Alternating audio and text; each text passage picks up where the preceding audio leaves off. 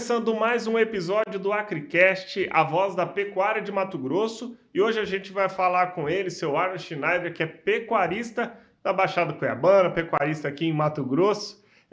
Para você que está seguindo a gente, acompanhando o nosso podcast, eu já lembro para seguir as nossas redes sociais, as redes sociais da Acrimate, acompanhar no YouTube os episódios que estão por vir, os episódios que já foram postados e acompanhar um pouco mais sobre o que acontece na pecuária de Mato Grosso. Senhor Arno, obrigado por participar mais uma vez, estando aqui, trazendo um pouco mais do conhecimento do senhor e falando sobre pecuária.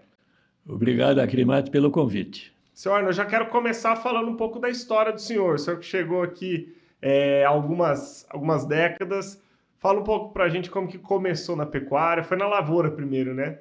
Primeiro na lavoura. Começamos há 46 anos atrás, em 1977, com a agricultura.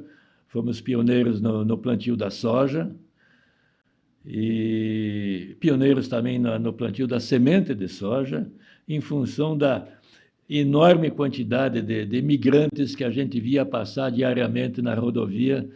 Você pensou, provavelmente esse pessoal vai plantar soja e vai precisar de sementes. Passamos a produzir sementes com sucesso, fomos bem-sucedidos. Nesse período, em função das necessidades, fomos primeiro presidente e o fundador da Prosmate. E os ganhos e o sucesso econômico nessa atividade acabou fazendo com que tivéssemos capital para iniciar num esquema de pecuária, que era também um interesse nosso. Eu gostei mais da pecuária que da agricultura, passei a ficar mais com a pecuária e o meu irmão ficou mais com a agricultura. Aí separamos a sociedade e fiquei fazendo pecuária junto com o Sistema Silvopastoril Conteca. Essa integração, o senhor é referência, inclusive, nessa integração pecuária-floresta, produzindo madeira teca, né? Isso. Na época, ela nem era conhecida a integração, né? A gente começou pensando em outras integrações que haviam já dentro com outras culturas, se imaginou que a teca poderia casar bem com uma integração com a pastagem. E aí iniciamos, sem ter nenhum livro para nos orientar, sem ter nenhuma tecnologia, sem ter nenhuma pesquisa. A Embrapa Silvopastoril não existia, ela existe há 10 anos, isso aí eu comecei há 22 anos atrás. Tá? Então, se iniciou, claro que erradamente, cometendo erros, mas os erros acabaram sendo também um ensinamento para consertar aquilo que estava errado. E hoje, então, já temos um pacote tecnológico já elaborado e formado dentro de um esquema já correto, com uma informação boa para quem quiser iniciar esse processo de integração. É claro que cada propriedade tem as suas características, mas o silvopastoril, quais são os benefícios dele, quais são os melhoramentos ali para a produção do rebanho? Bom, ele, em primeiro lugar, tem alguns limites. A limitação dele é a fertilidade natural do solo. Em terras de cerrado fracas, que é a terra atualmente da agricultura, a teca não vai bem. A teca só vai bem em terras naturalmente férteis. Não adianta fertilizar porque não dá certo. Que nem a soja. Ou milho. Se você plantar um grão no cerrado sem fazer nada, você não colhe esse grão de volta. Você perdeu esse grão. Ao contrário do que muita gente pensa, que como o cerrado produz essa alta produtividade de grãos, ela seria uma terra extremamente fértil. Não, é uma das piores terras do mundo. Só que com a tecnologia nós melhoramos e fizemos ela produzir grãos. Só que isso para a teca não funciona. A teca exige terras naturalmente férteis. Esse é o grande limitador do plantio de teca silvopastoril. Tá. Mas, vantagens dela. A vantagem principal é econômica. Nada vai ser feito sem ter uma vantagem econômica. Nem um aspecto de sustentabilidade, nem nada. Tudo tem que ser baseado em economia. Você não vai ter um amor à camiseta a tal ponto por um determinado assunto de perder dinheiro fazendo aquilo. O primeiro processo, a primeira coisa que tem que acontecer é uma vantagem econômica. embora a teca tenha uma maturação econômica a longo prazo, acaba, no entanto, depois desse prazo, tendo um grande retorno econômico. O problema é esperar esse tempo. Para quem está acompanhando, que não conhece que é o silvopastoril, essa integração, basicamente fazer uma plantação junto com o pasto, né? Integrar o pasto e a floresta, integrar o pasto com a plantação de teca para poder produzir. Como que funciona isso? Bom, isso seria então nas reformas de pastagem, que são muito comuns. Hoje em dia, a maioria das fazendas tem pastagens degradadas e nessa reforma de pasto você já aproveita, já que teve que gradear, já que teve que fertilizar o solo, jogar calcário, né? Então você já faz um plantio nas áreas mais adequadas de um silvopastoril junto. Claro que tem que ser cercado, tem que evitar o acesso dos animais no primeiro ano após o plantio, só vai poder colocar os animais no segundo ano. Esse já é um aspecto negativo do plantio. Você perde um ano na criação de gado, né? Mas se você fizer isso junto com a reforma de pasto, nem dá muito tempo. Na primeira seca você já usa essa pastagem. Sem contar que tem os benefícios também do bem-estar animal, né? Bem-estar animal, você tem um sombreamento, né? Só que esse sombreamento não pode ser muito exagerado, porque se você exagerar no sombreamento, significa que você vai ter uma população maior de árvores. Maior população de árvores produz mais sombreamento.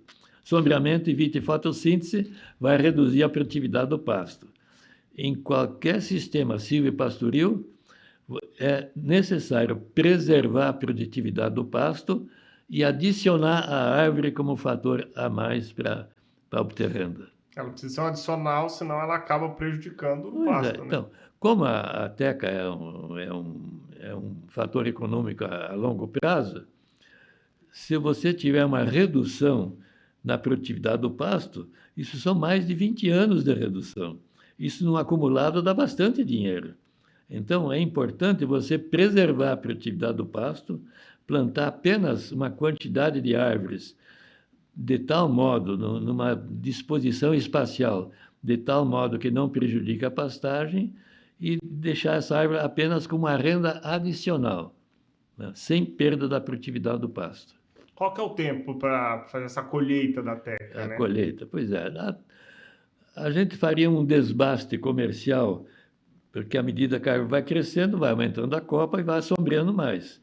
Então, você inicia plantando um pouquinho mais de árvores, digamos 120 árvores, uma coisa assim, e deixaria com 100 árvores logo no segundo ano, já cortando aquelas que não prestam, que ficou torta, quebrou o ponteiro, muito nó, com algum defeito qualquer, doente, né?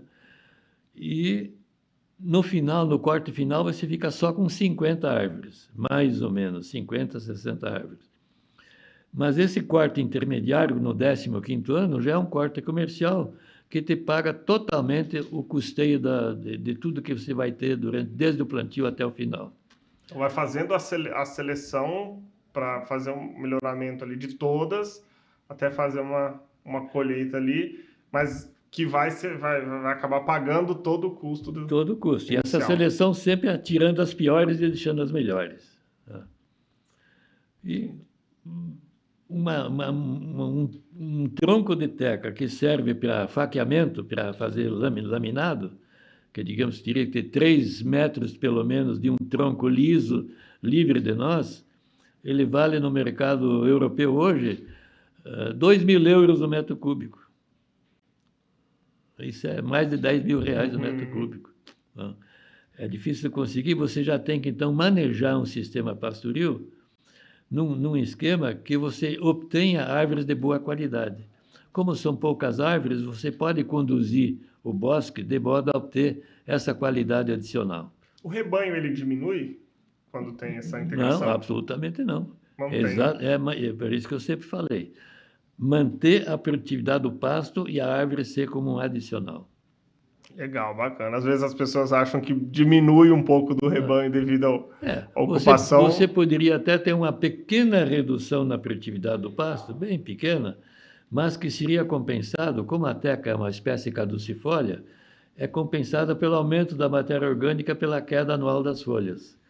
Então, haveria então essa pequena compensação compensaria a pequena perda da produtividade do pasto. Acaba que fica elas por elas. E sobre o sequestro de carbono, o cálculo de sequestro de carbono, quando a gente fala nessa questão aí do bosque, nessa questão do pasto? Bom, na TECA, esse troço é controlado pelo painel do clima, pelo IPCC, que vai dizer como é que tem que ser feito essa compensação de carbono pelo plantio de florestas. No plantio de eucalipto não consideram nada. Consideram que ele vai ser queimado como biomassa e uns 5, 6 ou 7 anos depois, então, na conta, digamos, do país como sequestro de carbono, não considera o eucalipto como sequestrador de carbono, que eu acho um grande equívoco. Por quê?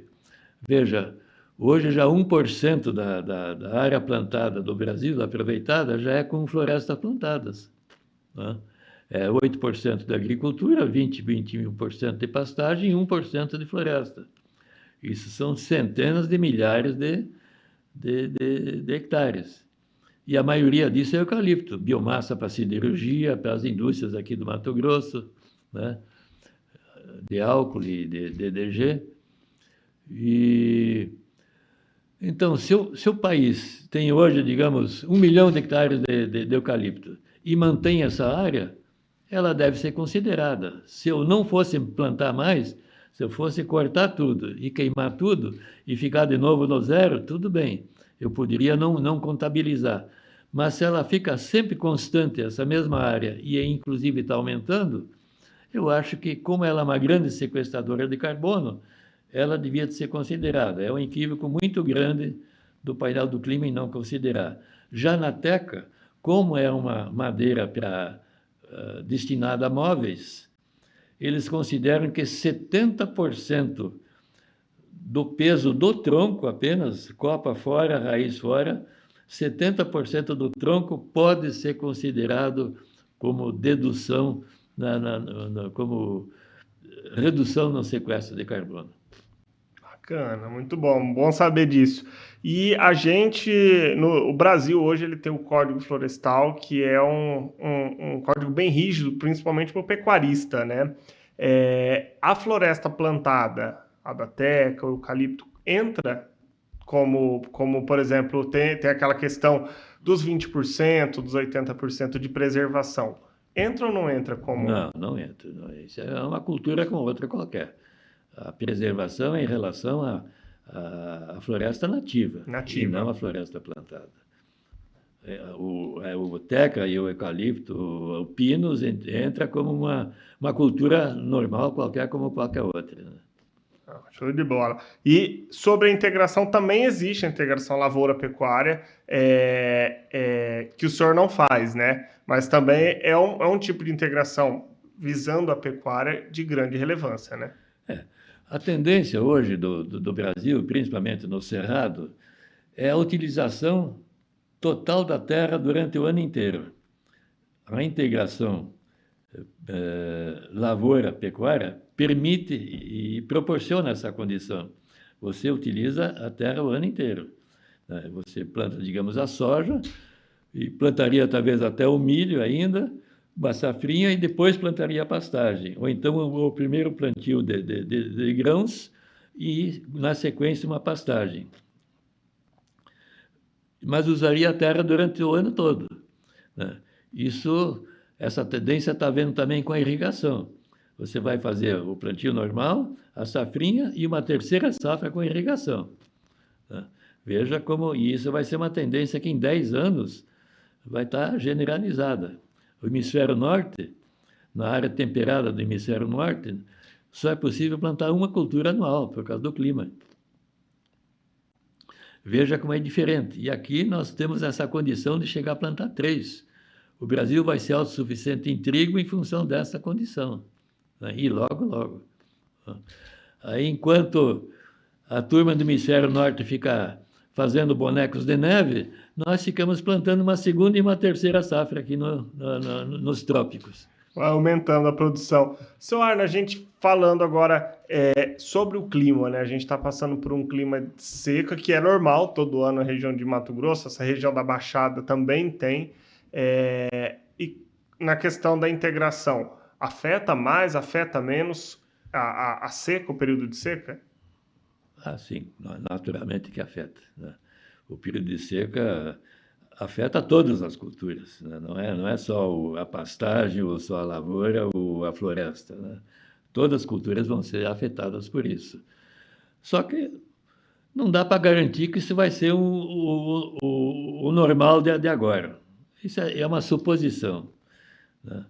Nessa questão de mudança climática, acho que tem muita coisa ainda, a ciência vai ter que pesquisar ainda muita coisa ainda vai ser mudada.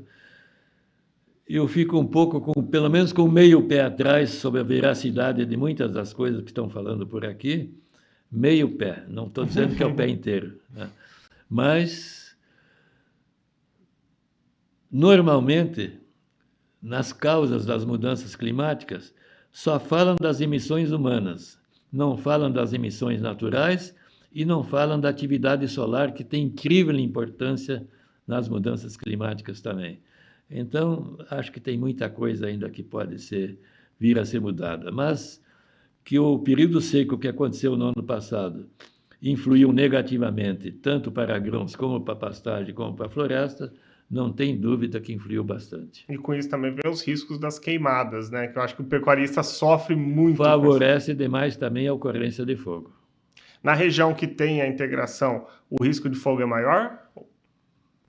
Não, o risco de fogo é o mesmo. A intensidade do fogo vai ser maior devido a teca ser uma espécie de folhas caducas, e aí aquela imensa folhagem que cai ali no chão e quando seca, favorece a intensidade do fogo. Se pegar fogo aí, é bem mais difícil de controlar também. Lógico, tá. Senhor Arno, a gente queria agradecer a participação do senhor, por trazer mais conhecimento, sempre trazendo conhecimento para a gente. A imprensa busca muito o senhor, até por causa dessa integração, dessa questão da pecuária também. E a Acrimate agradece de coração por estar participando do nosso podcast. Eu que agradeço, muito obrigado.